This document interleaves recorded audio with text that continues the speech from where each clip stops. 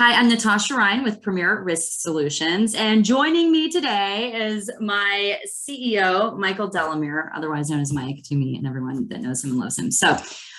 We just got back from the GSX conference down in Orlando, Florida, and I thought this would be a great edition of our video series, Strong, Safe, and True, to just kind of recap it and what we experienced overall, and then we believe highly in continued education here at PRS. So we took full advantage of all of the sessions being offered. Mike attended sessions.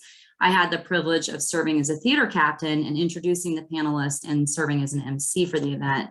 Thank you to ASIS for that, of course. So I was able to sit in on a lot of sessions, and I think we both, Mike, got really some new insights and gained valuable knowledge. So what I'd like to do with you now is just kind of talk about what you thought about GSX this year. It was my first time at the conference, so I'll give you my first timer perspective, but let's go to the veteran for the analysis first. Sure.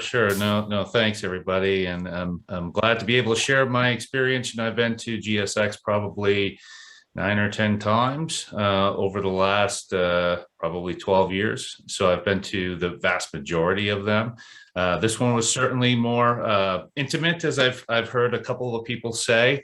It was a smaller audience, a smaller footprint as far as the expo hall was concerned.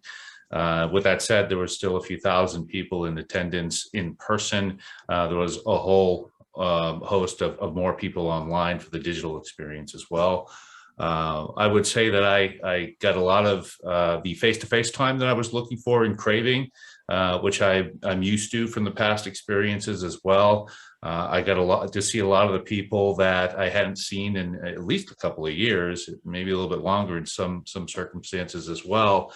But the education sessions certainly were of equal quality that I recall from prior years as well when I'm trying to compare apples to apples. It was a little different with the setup, however, from how that was done in prior years. The sessions this year were located on the showroom, the expo hall floor, in the back of the hall. There are pros and cons to that, like anything in life. The pros are the easy access to the expo hall, of course, and the fluidity of movement around that space. The con is hearing. Of course, with all the ambient surrounding noise. Overall, that's how I would compare prior years to this year. Speaking on that, in that vein, what I heard was, yes, agreed, intimate. And especially from people that, pay to have their exhibits there and talk, the feedback I got was they actually enjoyed the locations being on the expo floor because they could actually attend sessions instead of having to hoof it to another part of a big convention center and trying to get back to man their station and whatever. So that was positive feedback I heard about the expo floor. We were kind of on the end. My theater was kind of on the end. So we didn't have a huge distraction with hearing, but again, we were on the end and didn't have the exhibits behind us. We kind of had an open area behind us. So I think that lent us better hearing. Sure. And you were obviously one of the captains, a theater captain. So you had a little bit of different experience that I did because I was an attendee. Yeah. They tried the silent theater mentality or approach rather. And what they wanted you to do naturally was utilize your headphones so you could hear the presenters. The problem I had from an attendee perspective with that, and I'm not the only one I know that has voiced this in my conversations with folks I met with, when you do that, they are still playing the speakers inside of that theater. So you're getting the live feed from the presenters through the speakers. There's a delay of about 3 seconds in your headphones. There's an echo because of that. So I actually had to stop doing that about halfway through the first presentation, and I never went back to the headphones again. The distraction with that is the theaters next door to each other, because it makes it hard to focus on what's going on in the theater, in the session that you're trying to pay attention to, because you can still hear what's going on, again, because the speakers are on in that theater. And sometimes there's loud, parts with videos playing or something along those lines that catch your attention and distract you from your focus. So that was just the downside, but the convenience, to your point, was certainly attractive. I think a way to improve that perhaps might be to not have as many theaters side by side, to space them out a little bit, or maybe further. Like a divider, more of a divider, or a strong divider. Yeah.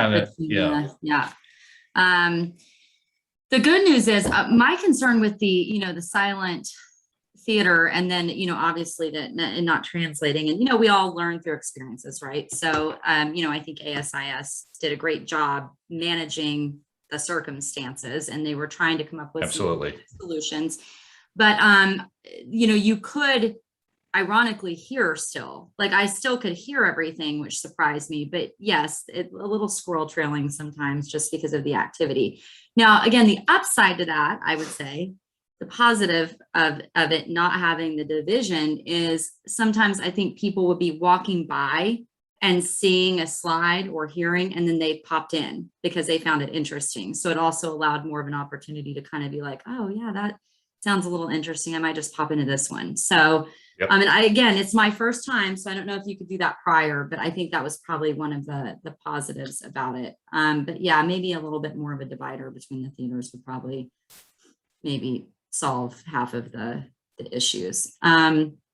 As an MC, it was hard for me because I'm so used to just handing the microphone to someone when they have a question in the audience, and we can't do that, because of COVID. So, and you forget that. So you have to remember that all the questions were done in the chat room, which I think some people actually liked, because then they didn't have to stand up and be noticed. It was more of a, a discreet way of doing it.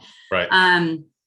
But okay, so let's get down. And first and foremost, I have to say that was an amazing experience, from just meeting everyone in the industry that I've either heard of or come across, and we had a Zoom meeting or emails traded. Being able to actually be in person and see these people and interact with them and share special memories and moments and fun times, not just networking and business, I think really just solidified everything I had already kind of thought about this industry, which was that it's full of truly altruistic people at the nature who are kind and just want to, help others. And I love that. And I would be remiss if I didn't mention my kindness games folks, because, they really took me under their wing, Lee Outen and Britt Galley. And it was so nice to actually be able to be with those kind of people for this amount of time. So I really enjoyed that. And of course, all the ASIS board members and everyone was lovely. Jamie Sadler, organized stuff for us. She was great. So down to the sessions, and I don't want anyone to get their feelings hurt if I don't mention your session, because I sat in on quite a few because I was emceeing, but there were a few that really gave strong takeaways or useful tips or information. And so I asked Mike to think of those ones that kind of stuck out to him. And I know I have my list, and I think what we'll do is we'll start with the one that we both attended. So on one of the days, we had Sandra Stibbards from Camelot Investigations, and she came and spoke about being safe online. And I don't know how you felt, but as she's saying, don't do this, don't do that, don't click on this, don't do that, I was like, oh man, I've done all of those things, right? And now I'm like, sure, who has my information? Probably everyone in the world at this point. So, what was your overall feel of it? Yeah, sure. And I've known Sandra a long time. We go back to my prior employer days. I've heard her present a multitude of times over the years, and she always does a great job. And I actually told her that on LinkedIn here on her post just yesterday as well. And I even referred her to a customer of ours who was seeking some OSINT training as well, because she's that good at it. Great presenter, great orator. Her content is exceptional. I learned to not do the things that you just said that you do from her and another gentleman named Ray Peasel, who was not there in attendance today. But no, all of the points that she makes are extremely salient, and they are growing needs in today's society. From the phishing, the spam, and there's all other types of vernacular and acronyms that are out there in that world of cybersecurity and operational security. But Sandra, yeah, she does a fantastic job. So some of the takeaways that I really heard were that, it helps instead of going through like, google.com, you can still use Google, but if you do it through something called Start Page, it's it's the same thing, and then it protects you. So you have more privacy with your information, and that way people can't tell you're looking at their site. So I found that to be a useful tip. And the other thing I just wanted to share is she said, a few things that everyone should be doing is installing Malwarebytes to get all of the bad stuff out of your computer. It gets it all out of there every day, and something called CCleaner. So these are just tips I took away. And then, so one of the other things that I didn't even think about is now these viruses are being disguised as like PDFs from colleagues. Yep. So she actually recommended, instead of just clicking, like if you sent me a PDF, oh, it came from Mike, click. No, actually reach out to Mike and say, hey, Mike, did you just send me a PDF? So now we have to take these things that she told us and make them habitual and put them into practice, right? So it's on my checklist. I'm a checklist person. So indeed, I do. Checklist. So I got to start doing this stuff. Yeah, there's a lot of nuances in that capacity that you can do. One of the things that I like to do is I always look at the email header first and foremost. If I find it's suspicious, I get a lot of those kind of communications, probably just because my information is out there. Sure. And I already know from alerts that I've received it's on the deep and dark web. It's just the reality of the world we live in, from other cyber breaches that have occurred over the years, from these financial companies to high-tech software companies. So it's just the reality that I've accepted. And I monitor daily all of my financials, both on the business and the personal side, whether it's, banking or credit cards or what have you, just for that anomalous, suspicious behaviors. But in the emails, when I go to the email header, sometimes they mask their email, but if you double click on it, you will see a different email alias. I have one that's come through recently from Symantec, which is a virus scanning type software for your computer. And once upon a time, I used their services, but obviously they must know that because they must have hacked that company at some point in time and have my information as a user. And they put together an incredibly legitimate looking email that comes to my Gmail account, which is where I had registered, that with. But when I looked at it at first, something just didn't resonate with me because I wasn't expecting it, number one, to Sandra's point in her presentation, yep. right? Yep. And I wasn't utilizing that service anymore, number two. So I looked at the email header and it was masked from Japan. So it looked like it came from Symantec originally. Smart man right here. Good work, Mike. Good work, Mike. That's common and becoming increasingly so, which again, Sandra mentioned in her presentation too. Okay, let's jump to the next one. Do you want to go or you want me to do my next one? I will take the next one. I'll lead off here. We'll switch off. Okay. I will keep my favorite one for last. To cover here. Exactly. But another one that I thought very salient and poignant to creating an opportunity for security managers, directors, and people in charge of generally responsibility for their organization. Important was how to communicate with the board of directors or just their executive team. That was Stanley Partlow Jr., who was the presenter in that session. And the hallmarks, the takeaways, the golden nuggets I took away from that, just 4 bullet points, keep it short and simple here, nice and sweet. Number one is preparation. Make sure that you're working well in advance to have all your data points presented in a clear and concise, efficient manner so much as possible.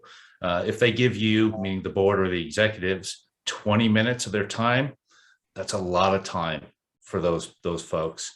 Right. And you need to make the best of that. The third point here is identify allies. Maybe it's somebody who was a former physical security or cybersecurity CSO, CISO in another respective organization that's on your board. Well, that person's probably most likely going to be sympathetic, empathetic to where you're going and what your needs are in your situation. So try to, work on that relationship well ahead of time to identify if they're going to be an ally for you. And you can certainly, in advance of any of your board meetings or meetings with executives, run things by them to say, hey, here's what I want to talk about. What do you think?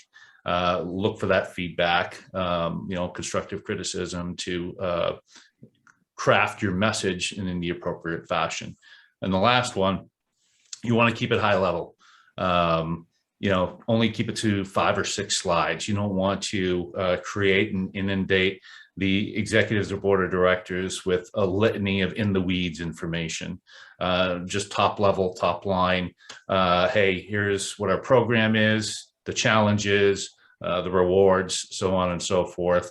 And if you do feel you have to cover or supply more details, then include in appendices for them to review at a later time.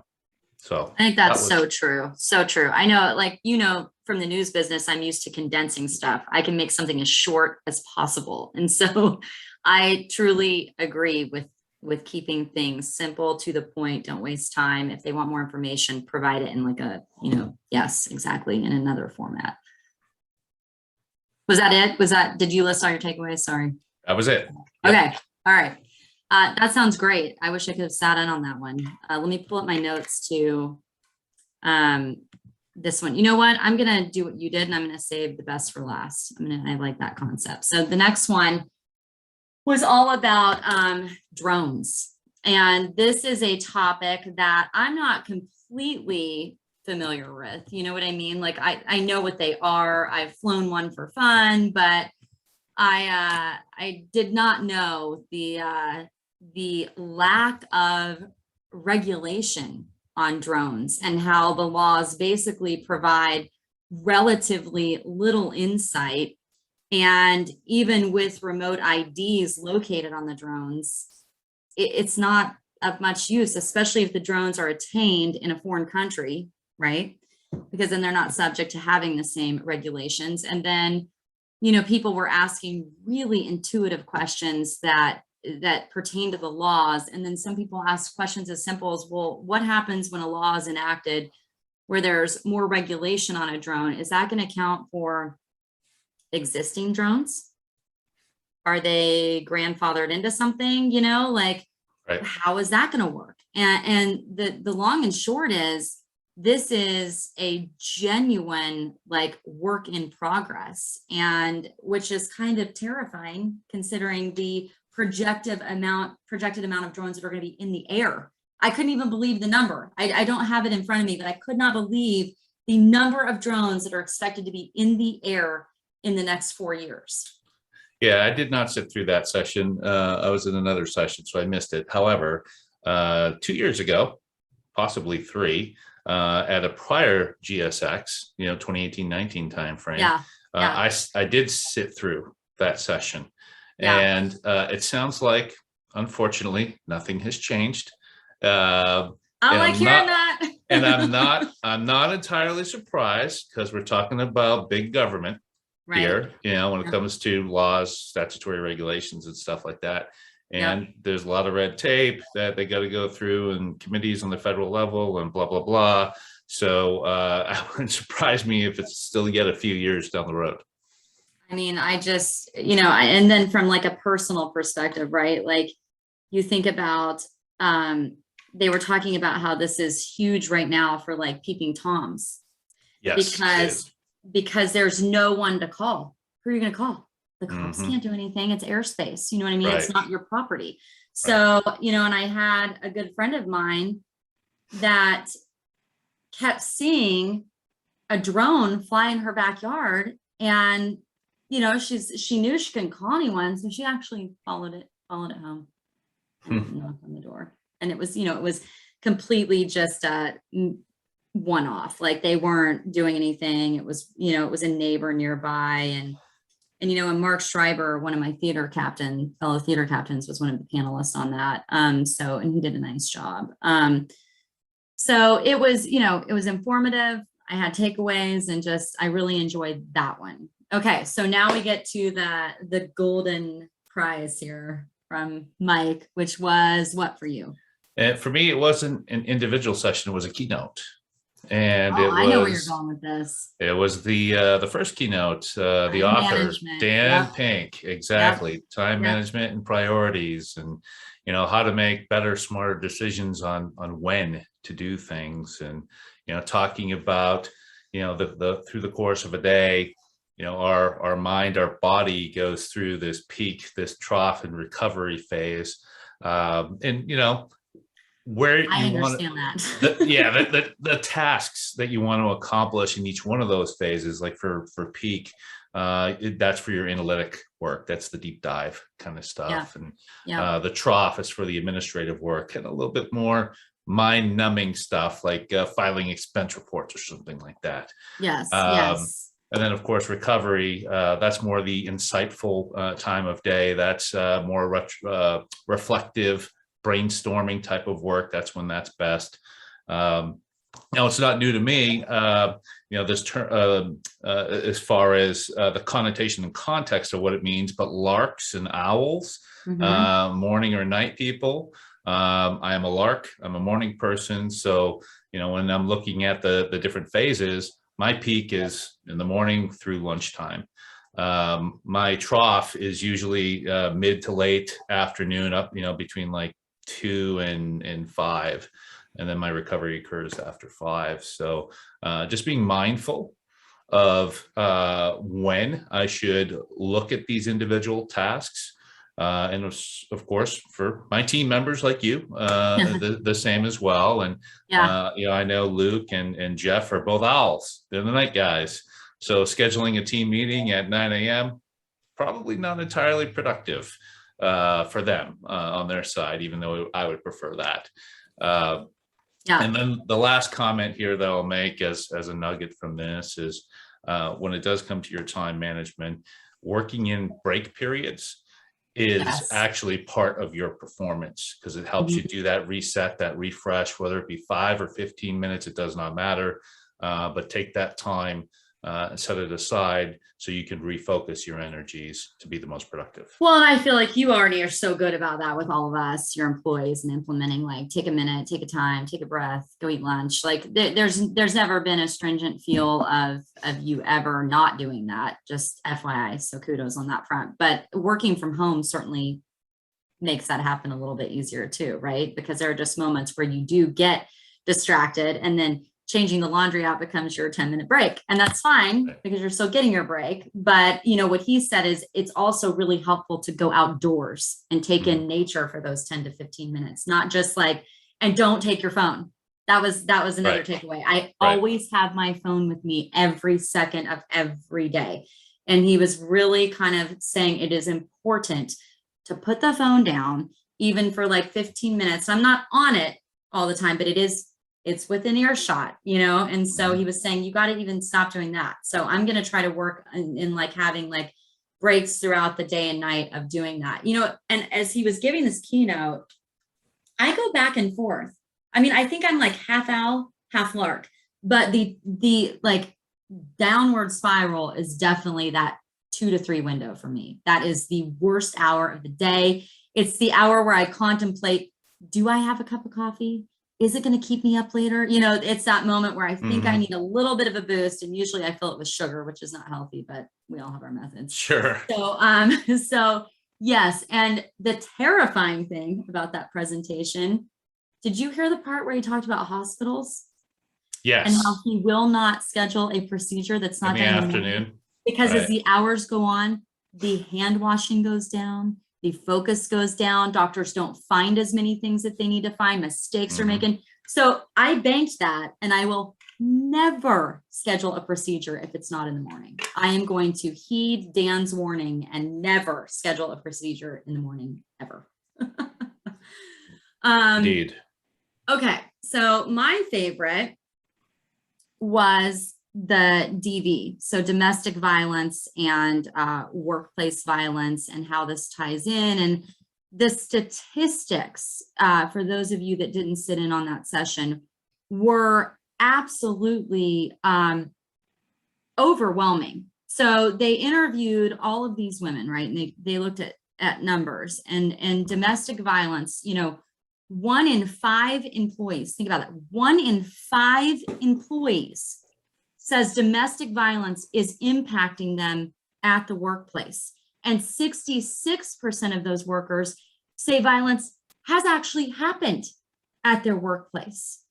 And when they put it in perspective of time, because I know, as much as I would like to think every employer out there is empathetic, and if they heard this and understood what victims were going to go through, they would do something. But I'm realistic to know that sometimes it comes down to revenue.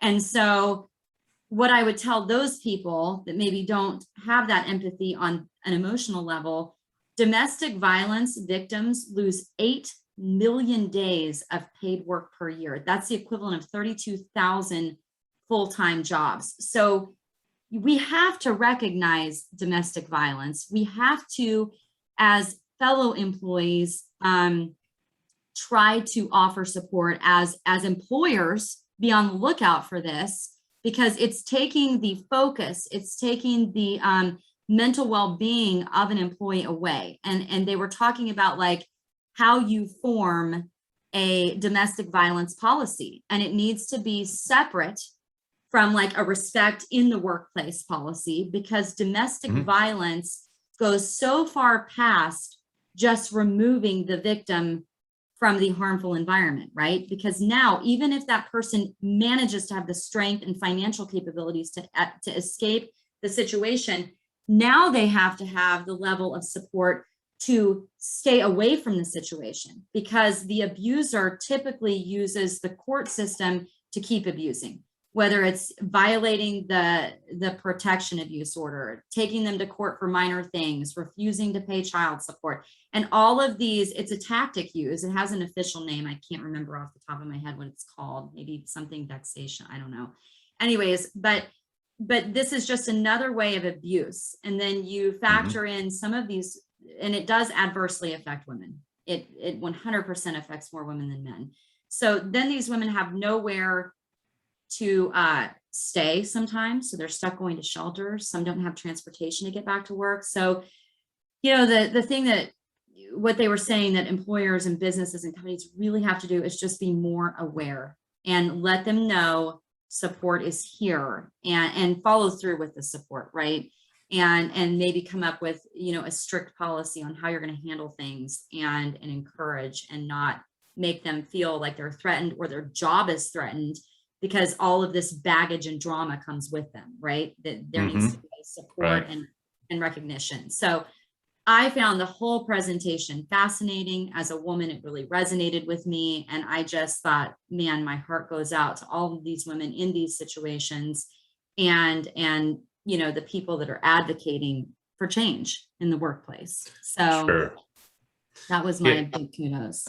Yeah. And along those lines, I would say, looking at PRS and the services that we've provided over the years to a multitude of our customers in our consulting practice, we always recommend a detailed workplace violence prevention policy, and that's where domestic violence should fall into the workplace violence prevention policy. But not just having the policy, but educating the workforce on here's, the policy, here's what it is, here's what it means, what the impacts are.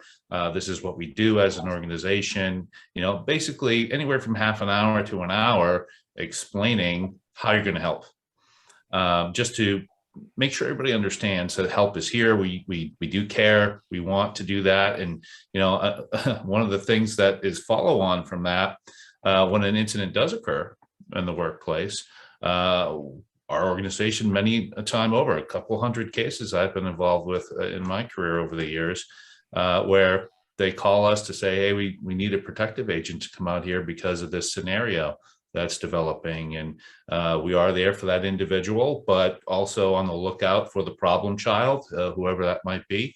And so they do engage the services the company does, not just for the individual, but of course, for the general population, because you don't want a greater scenario to play out that's bigger Right. than just the one person. Right. And all of a sudden it turns into multiple fatalities. Again, it's just all about protecting, right? Protecting your people and making work feel like a safe place and be Exactly. a safe place, because that might be their only safe place of the day. Exactly. All right. Well, Mike, thanks for the opportunity, of course, to go to Orlando. That was super fun. You're welcome. Enjoyed it. And, thanks to all of you for watching. Thanks to ASIS. And I love GSX. I will be in Atlanta next year, fingers crossed. And so I don't have anything else, Mike. Do you have anything else? I don't think you have any other parting comments that I haven't already shared, but I'm certainly glad to have you out there and representing our company. You did an excellent job, and I expect and suspect you'll be asked back again next year to do something similar. So No pressure. No pressure. kudos.